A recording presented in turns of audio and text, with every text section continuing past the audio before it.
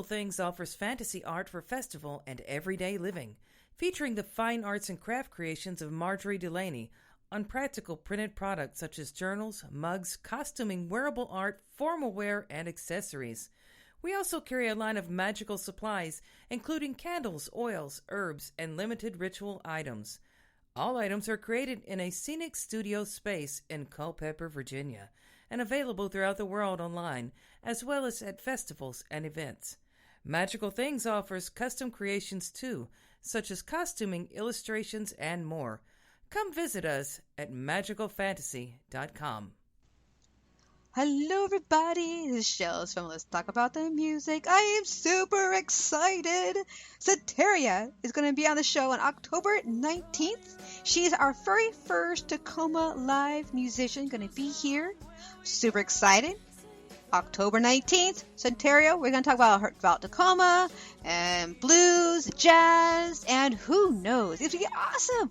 October 19th, Soteria, Tacoma, Washington, right here on Let's Talk About the Music. Oh, what time? 8 p.m. Pacific Standard Time or 11 p.m. Eastern Standard Time. See you there.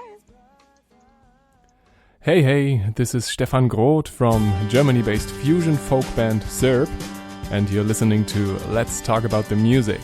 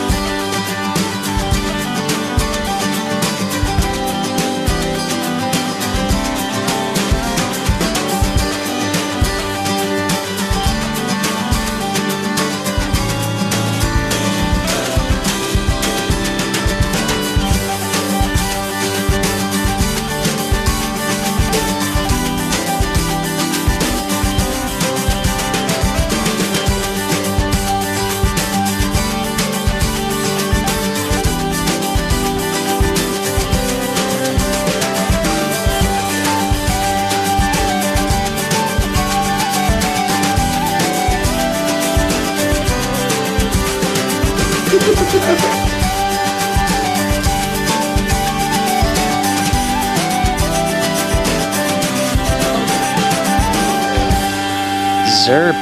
with a real intro, and as you can hear in the background, we've still got Rogue's End floating around with us, having a good old time. They're not in the hot tub yet, but, you know, we can imagine what they might be right now. Give it time. Night's not over yet. Exactly. That's right. Of the people that are And not we have been listening to Let's Talk About the Music radio show, independent music worldwide, with me, Spider, in Ohio. Great Ohio flatlands, lots of corn. And Shells over in Tacoma, Washington, where there's probably not a whole lot of corn. No, but we got a windstorm coming in, so. You might blow some corn your way, huh? Exactly, yeah. And really quickly, if you're brand new to the show, never heard of the show before, this is So Let's Talk About the Music, a humorous, controversial talk show where we make fun of controversial stuff. We should say that for our tagline. It's better. And for musicians, basically for musicians to rant and rave or have fun with certain topics. So, you know, we learn from things. So there you go. That show. And we're on every single Wednesday nights. And you hear them in the background. All right. You guys ready? As ready as we can be. So, Neil, we'll probably have to start with you first. I will attempt to try to ask a question for Spider, which probably he's never been asked on the show before. Never. Since you're in Ohio, what is the biggest walleye you have caught? Well, you're right. I've never been asked that. I'm not much of a fisherman myself, unfortunately. What? Oh, no. I fished. The last time I fished was, let's see. How long has it been now? It's been 9, 10, maybe 11 years, actually. Wow. 11 years. And I caught something super, super, super small. And I let it go because, you know, it was tiny. It might have been a bluegill, I think. I was just about to say, was it a bluegill? Yep. The secret you don't know is that my grandparents lived near Cleveland Bay Village, so we went fishing all the time, catching bass and walleye and bluegill. Lots of good fishing in Ohio. I just have not been akin to most. I'm very untalented in those particular areas. So if I'm in a survival situation, it's probably going to have to be cannibalism. You got to be practical. It's true. Fishing, huh? All right, who's next? What is the question? What is the question? We're asking them questions. Oh, this is awkward. Does anyone have a question for me? No, we're asking. Okay, I have a question. Thank you, This Gabby. question's for Shell. Yeah. So we've been able to share a number of events and experiences together over the, since I joined the band. I think that it's been probably a year and a half since the first time that we met. Mm-hmm. And part of hand you one a key. guys, shut up! I'm trying to ask Shelly a question. Part of the reason that I think that I appreciate you so much as a friend is that we have a lot in common. So I want to know what exactly, first of all, do you like labels? Do you label yourself? And if you do like labels, how do you label yourself in terms of sexuality or, romance or any of those, like poly, pansexual, bisexual, queer, all of those terms that are so loosely thrown around these days? I am completely straight, but I do like looking at women. Think that women are beautiful creatures, but I only play lesbian on TV. But just let you know, lesbian on TV only. But I do go for the guys. Best representation. Okay. But I mean personally, and a different variety of things. The human body is what we talked about earlier. Is a beautiful body, no matter what it looks like, how it's shaped. I think every single person is gorgeous in their own way, their own shapes and body and all that stuff. And So Agreed. that's my Agreed. Yeah. So I really can't really say that I mean, yes, I'm straight. I go for guys only, but it doesn't mean I'm not gonna like maybe try. So on that note, it's definitely a more growing topic these days. It's gaining a lot of popularity. Do you personally identify as more poly and open, or do you prefer monogamy? I'm monogamy. I'm actually Okay. yeah. I'm one of those people that if I have to share you, then I don't think I'm worthy of sharing because I'm a selfish person. Okay. Okay. So on that, getting to what's your sign? What's your zodiac sign? I'm a Leo Virgo. Wait. Leo. Okay, that makes sense. On the Virgo, okay, that makes a lot of sense. Yeah. So from a You crave the attention. from a pagan perspective, like I had a friend today that posted that he was accused of straight shaming, which I do agree is a thing, but I also want to give a shout out to all of those pagans out there that are living in this really open, free environment that are surrounded by by myself, I consider myself polybisexual. I have at the moment, I have both a man and a woman that I'm really connected to, and I have a really strong relationship with both of them, and that makes me really happy. But I also am not only, I guess envious isn't the term per se, but I have a lot of, it's compersion. It's the finding happiness in other people's happiness. So the acceptance of that there are people in the world that are entirely capable of being 100%, if not more, committed to one person on this planet, and that person being of the opposite gender.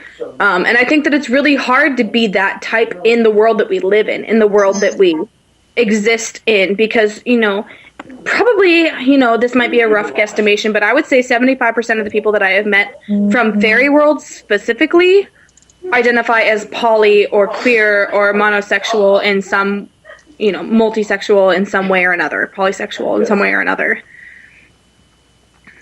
Yeah, I totally agree. I mean, it's in this day and age, it's very wide open, and people are very easily now to express.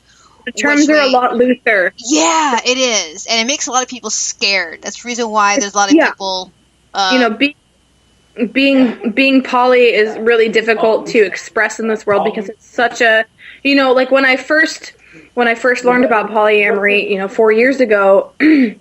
And learned that it was a thing, and that people did this, and that people were fulfilled and happy loving more than one person, and that it was about the emotional bonds and not necessarily the sexual connection.